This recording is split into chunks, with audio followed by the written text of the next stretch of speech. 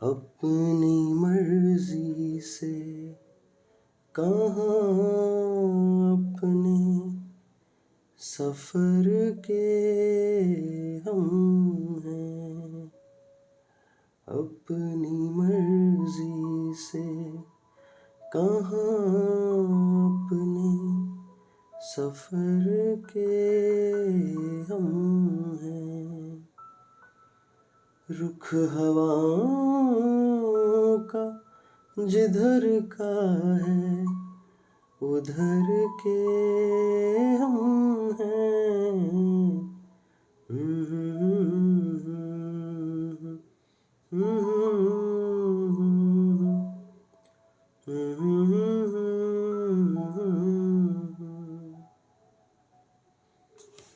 आइए एक ऐसे ही सफ़र पर हम चलते हैं। एक उपन्यास वे दिन, जिसे लिखा है निर्मल वर्मा जी ने। ये कहानी विदेश में पढ़ रहे एक बच्चे की है।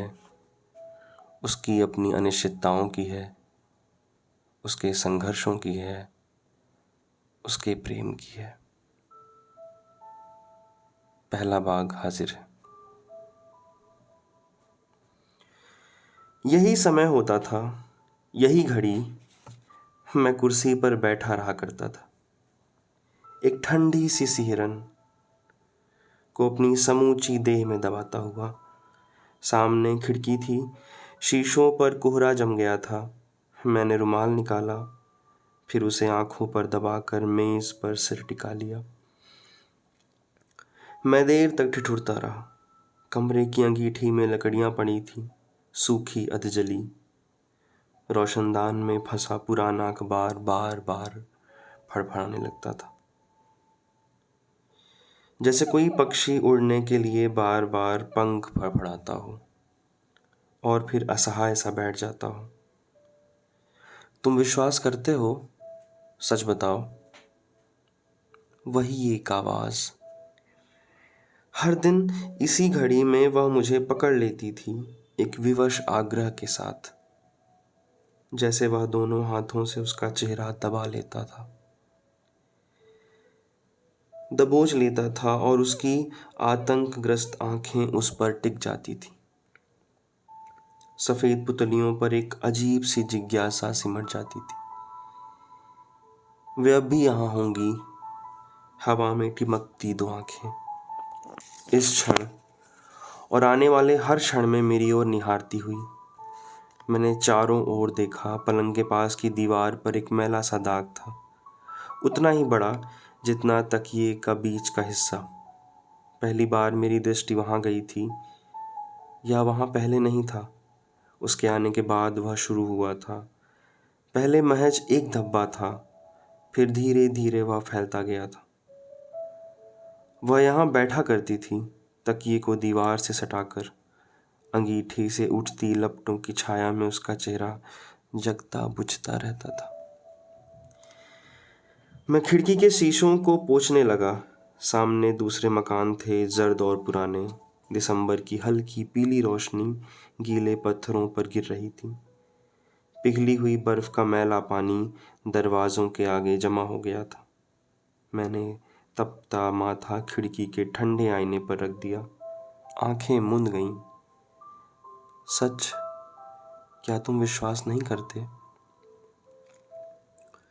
अंधेरे कॉरिडोर में टेलीफोन की घंटी खड़कने लगी।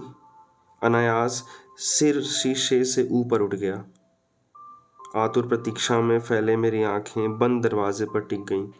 घंटी बजती रही। वह होटल का कॉमन टेलीफोन था, 10 कमरों के कॉरिडोर के बीचों बीच। पुरानी आदत मुझे दरवाजे के पास घसीट लाई थी। मैं कान लगाए सुन रहा था। मुझ में इतना भी साहस नहीं था कि स्वयं बाहर आकर रिसीवर उठा लूं। घंटी की चीखती आवाज़ मेरी चेतना की परत को महज छू आती थी।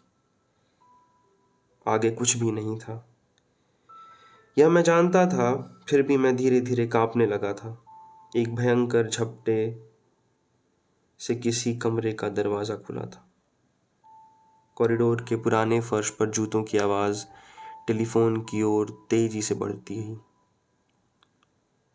क्या यह उसका नाम है? पहले हमेशा यही होता था। शाम की इस घड़ी में मैं जूते मोजे पहनकर बिस्तर पर लेटा रहा था, दोपहर से शाम की इस घड़ी की प्रतीक्षा में। टेलीफोन की घंटी बजती थी, जूतों की आवाज़ मेरे दरवाजे के सामने ठहर जाती थी। Room number 13, telephone. मैंने झपट कर दरवाजे का हैंडल पकड़ लिया। दिसंबर के इस मौसम में भी मेरे हथेलियां पसीनों से तर थी। किसी ने मेरा दरवाज़ा नहीं खटखटाया। जूतों की आवाज़ मेरे दरवाजे के निकट आई, लेकिन रुकी नहीं, केवल मेरी सांस को रोक कर आगे बढ़ गई। मैं मुड़ा और दरवाजे से पीठ सटाकर कमरे की ओर देखने लगा। मुझे आश्चर्य हुआ, सब कुछ वैसा ही था। बेसिन के आले में रखा साबुन, साबुन में लिथड़ा ब्रश, टप टप नल की बूंदें। बाहर कॉरिडोर में अब संपूर्ण शांति थी। सिर्फ हवा चलने से रोशनदान में फंसा अखबार फड़फड़ाने लगता था। मैं दबे कदमों से आगे बढ़ा, जैसे चोरी चुपके से किसी पराये कमरे में चला आया हूँ। अपने बिस्तर के पास आकर मेरे पांव ठिठक गए। मैं कांपते हाथों से सिरहाने की दीवार छूने लगा, दीवार के सिर्फ उस हिस्से को जो पीठ की रगड़ से स्याह पड़ गया था, एक लंबी पतली पीठ का निशान। सुनो, अंधेरे में किसी ने मेरा नाम फुसफुसाया। मेरी कांपती उंगलियां दीवार पर टिकी रहती हैं। सच बताओ, क्या तुम बिल्कुल विश्वास नहीं करते? यह आवाज़ उसकी है। कितनी बार उसने उसे सुना है। लगता है उसके चले जाने के बाद भी यह आवाज़ पीछे छूट गई थी, अपने में अलग और संपूर्ण। मैं खिड़की खोलता हुआ डरता हूँ। दरवाजे पर भी कोई दस्तक देता है तो मेरा दिल तेजी से धड़कने लगता है ज़रा सा भी रास्ता पाने पर यह आवाज़ बाहर निकल जाएगी और मुझे पकड़ लेगी। मैं कब तक उसे रोक सकूँगा, अधीर आग्रहपूर्ण आंसुओं में भीगी उस आवाज़ को, जैसा मैंने उसे रात की अकेली घड़ी में सुना था। मैं देर तक कमरे की अंगीठी के सामने खड़ा रहा। सर्दी बढ़ गई थी और मैं गर्म ऊनी जैकेट के भीतर भी ठिठुर रहा था। फिर भी मैं आग जलाने की हिम्मत नहीं बटोर सका। कोहरे में ढकी खिड़की के पीछे डाइनिंग हॉल की बत्ती जली थी। बर्फ़ के छोटे छोटे गाले सफ़ेद तितलियों से रोशनी को छूते हुए अंधेरे में गायब हो जाते थे। सफ़ेद खामोश बर्फ़। तभी किसी ने धीमे से दरवाज़ा खटखटाया था। मैं सो रहा था और एकदम चौंक कर उठ गया। आंखें दरवाजे पर टिक गईं। Room number 13, you have telephone. सोते हुए मैं घंटी नहीं सुन सका था। चप्पल पहनकर कॉरिडोर में आया। इस समय मुझे कौन बुला सकता था?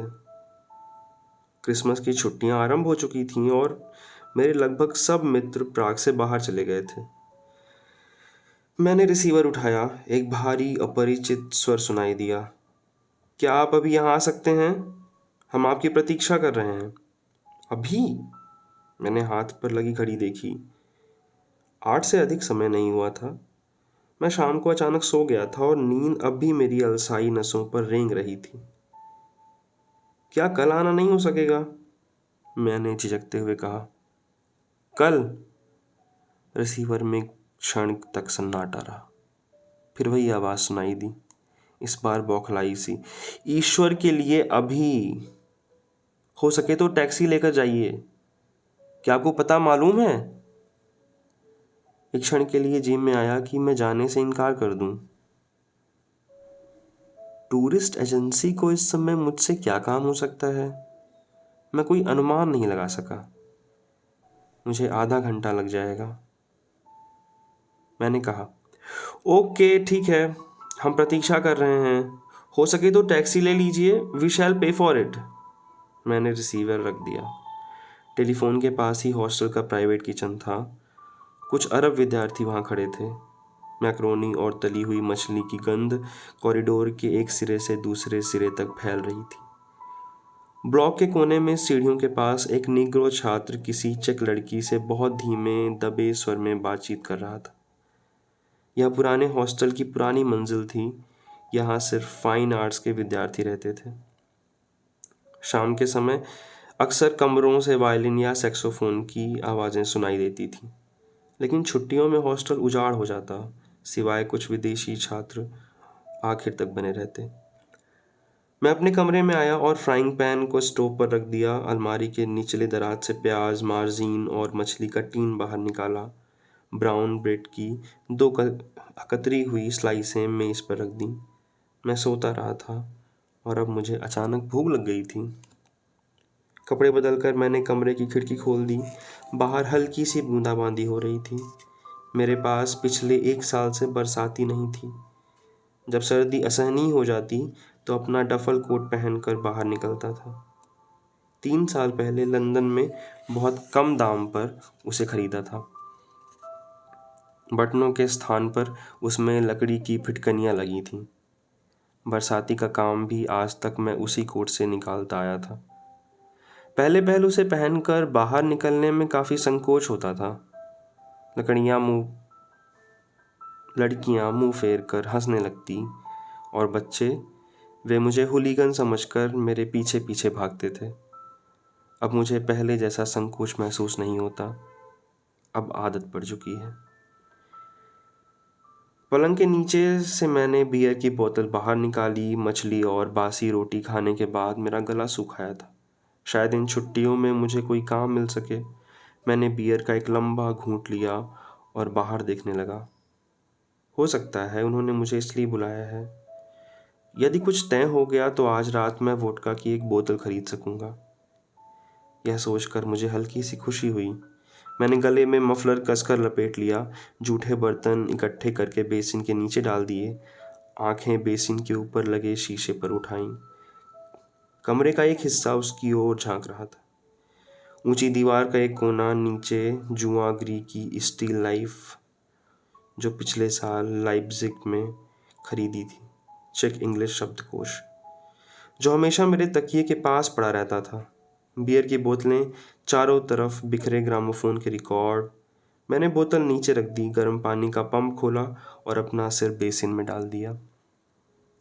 कुछ देर बाद तौलियों से मुंह पोंछते हुए जब मैंने घड़ी देखी तो मैं एकदम चौंक गया था। जेब से दस्ताने निकाले, कमरे की चाबी, ट्राम का पास। लेकिन पास की ज़रूरत नहीं पड़ेगी, वे टैक्सी के पैसे देंगे, मैंने सोचा और दरवाज़ा खोलकर बाहर आ गया। चाबी लगाते हुए मुझे एकाएक कुछ याद आया। फिर दरवाज़ा खोला और लगभग भागता हुआ कमरे के भीतर चला गया। झपट कर आधी बची हुई बियर की बोतल होंठों से लगा ली। पीते समय मेरी आंखें खिड़की पर उठाईं। बारिश की बूंदें कब धीरे धीरे सफ़ेद स्वप्निल रुई के गालों में बदल गई थीं, मुझे पता नहीं चला था। शुक्रिया, धन्यवाद। ये भाग यहीं समाप्त होता है। ये जानने के लिए बने रहिए कि आगे क्या होता है। क्या उसको नौकरी मिलती है, उसके साथ वहाँ कैसा बर्ताव होता है। बहुत शुक्रिया। हम फिर मिलेंगे।